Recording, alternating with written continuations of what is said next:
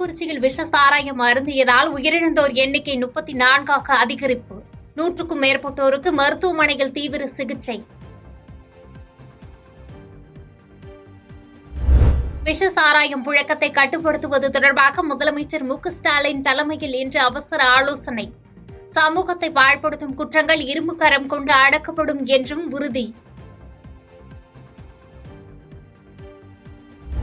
விஷ சாராயத்திற்கு உறவுகளை இழந்து கண்ணீர் கடலில் மூழ்கிய கருணாபுரம் மக்கள்.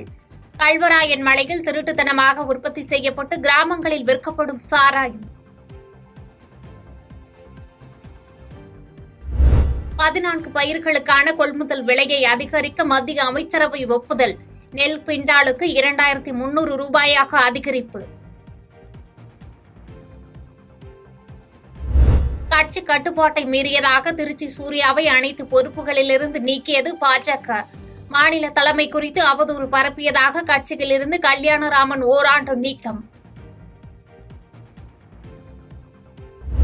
சென்னையில் கத்தியுடன் சுற்றித் திரிந்த 4 கல்லூரி மாணவர்கள் கைது.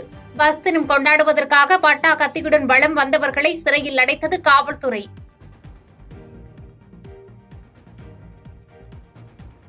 சாக்லேட் சுவையில் சாராயம் காய்ச்சி விற்கும் அளவுக்கு கள்ளக்குறிச்சி மாவட்டத்தில் கள்ளச்சாராயம் தொழில் நவீனம் அடைந்திருக்கிறது.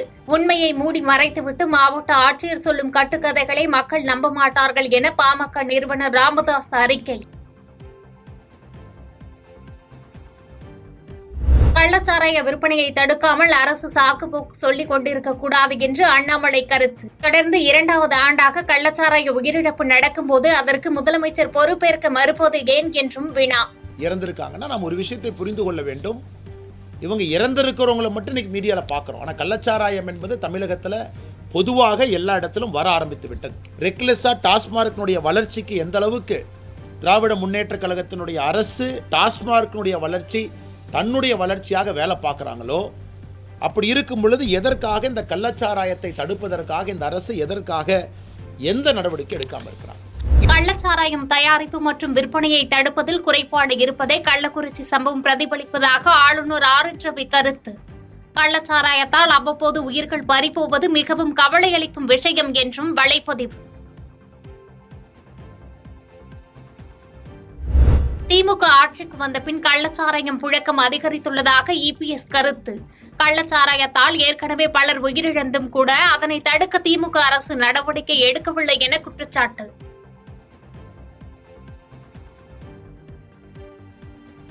பாதகம் செய்பவரை கண்டால் நாம் பயங்கொள்ளலாகாது பாப்பா.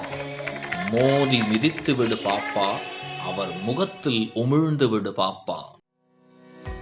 அண்மை செய்திகளை உடனுக்குடன் தெரிந்து கொள்ள இணைந்திருங்கள் இயம்நாடு தொலைக்காட்சியுடன்.